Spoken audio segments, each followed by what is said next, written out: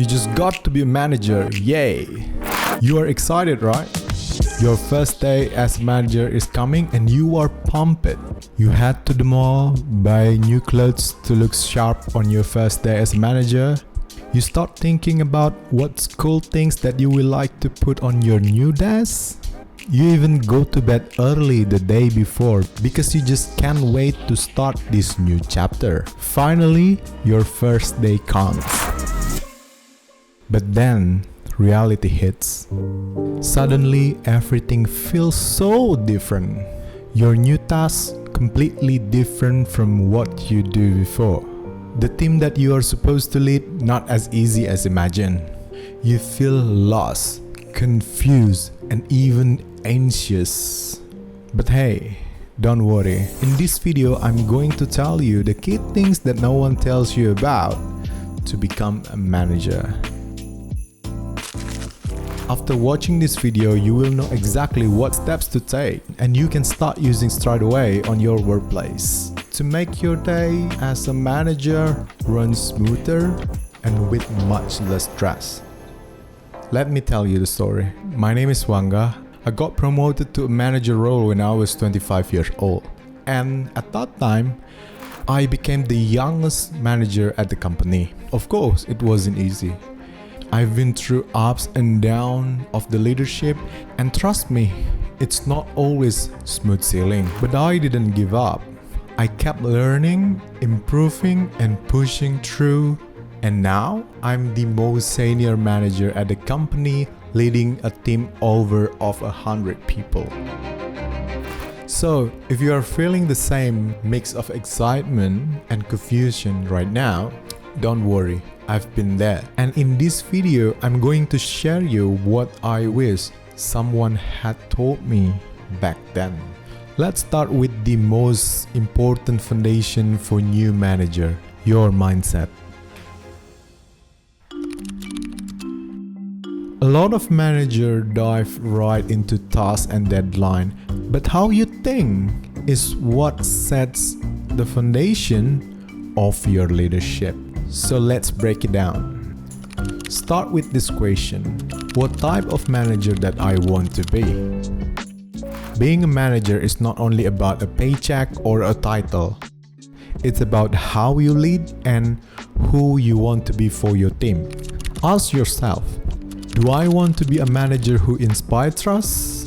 Do I want to be a manager who drives results without make my team burn out? Or maybe I want to be a problem solver manager that my team can easily approach me anytime when they experience any issue? Your answer to this question will shape everything. How you make decisions, how you communicate, and even how your team will see you. Your leadership style will be a culture for your team. So, if you want your team to be a collaborative, supportive, and high performance, it starts with you. And here's the key.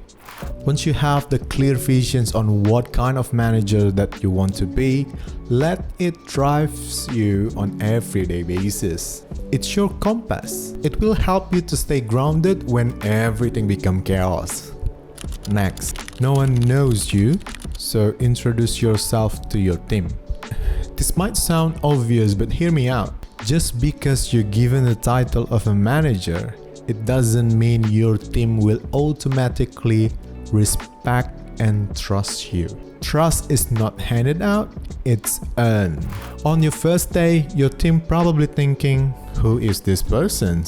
Why I need to listen to them? And that's totally normal. Even if you worked with them before in a staff role, stepping up into a management role or manager role is different thing. You are no longer one of them, but now you are the persons who leads them.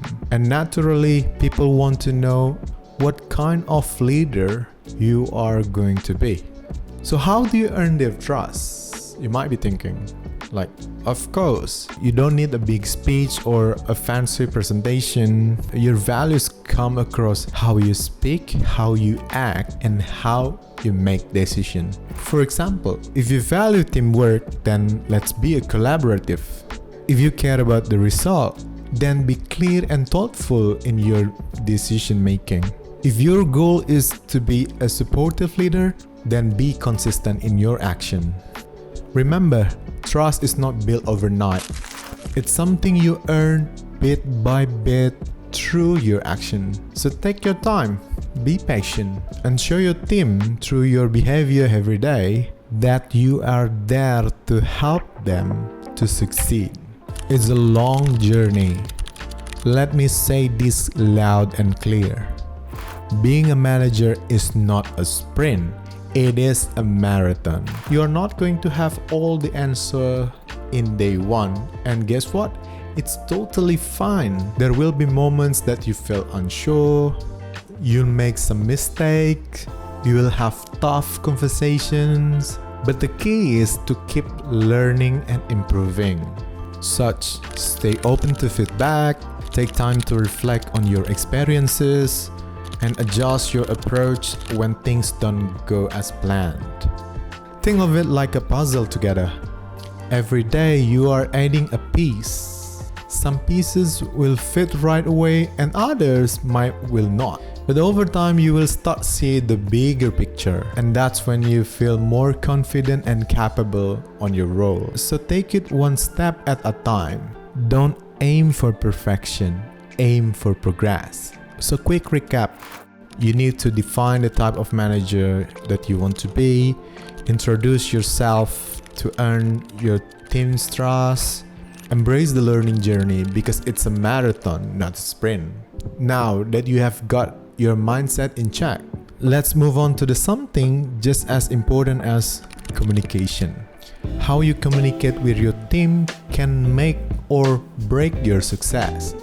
It's not just about what you say, it's about how your message lands with the persons hearing it.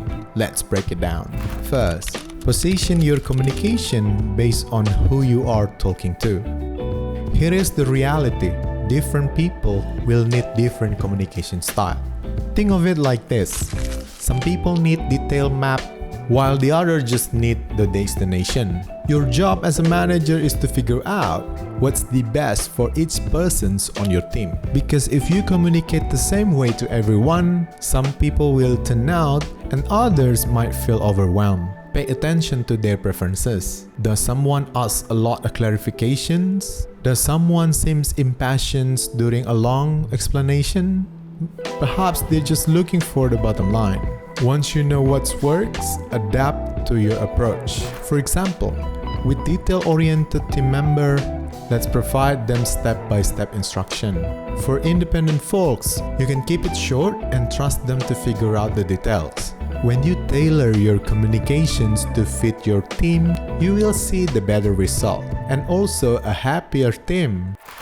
Second, always practice clear communication. Here is a quick truth bomb. Confusion happens when people are not sure with what you mean.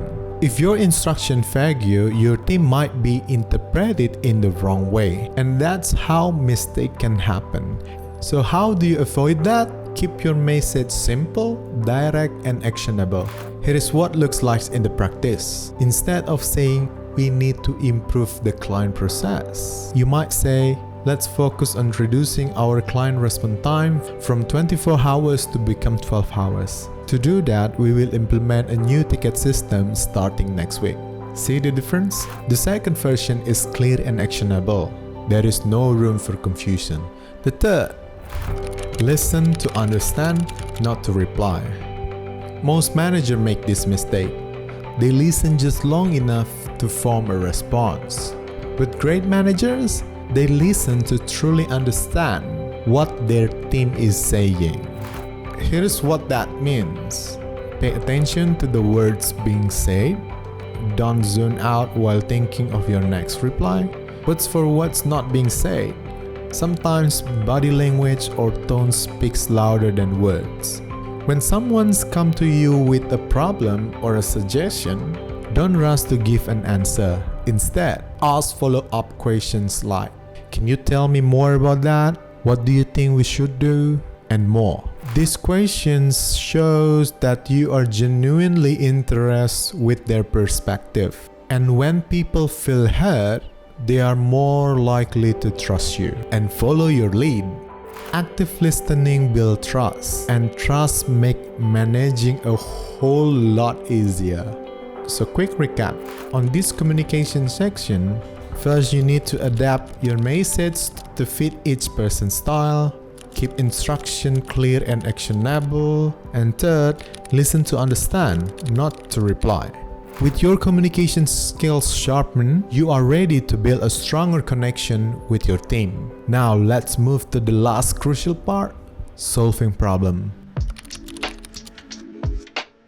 Managing team is not just about keeping things run smoothly, it's about solving a problem when things go sideways.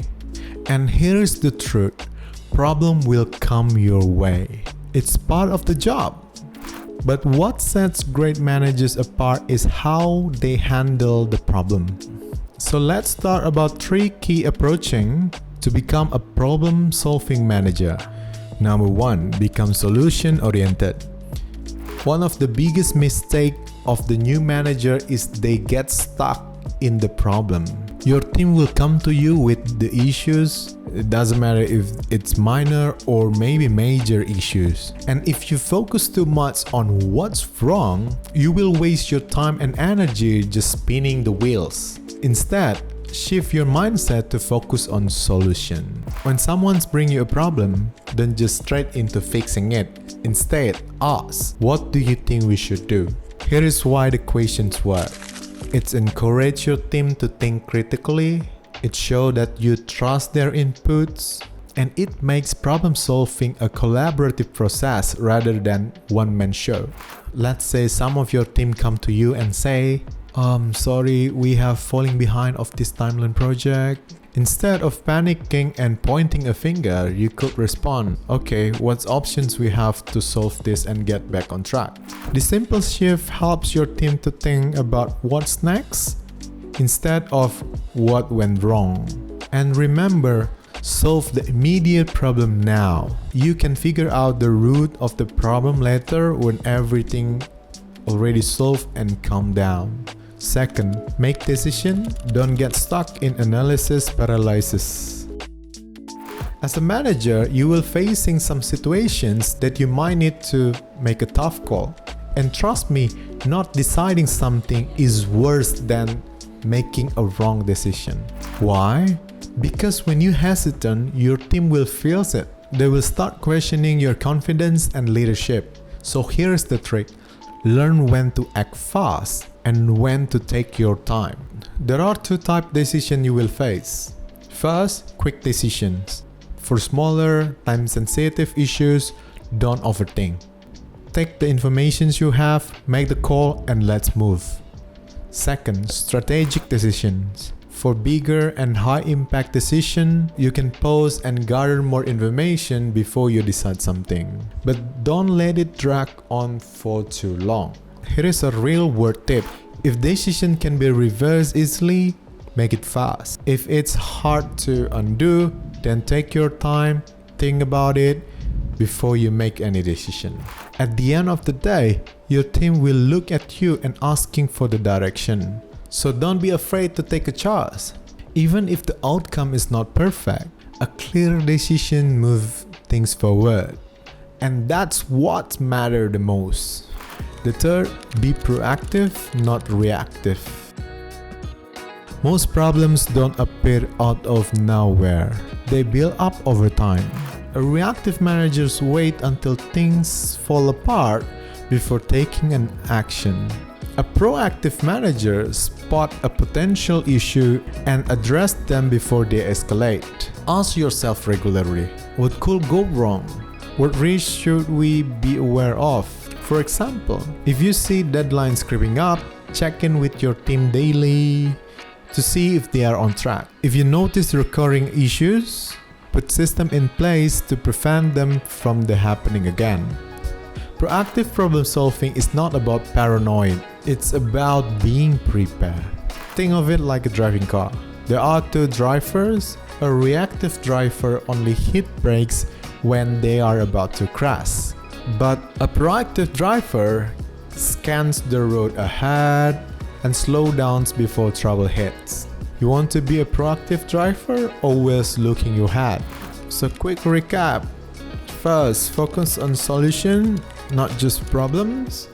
Second, make decision with confidence.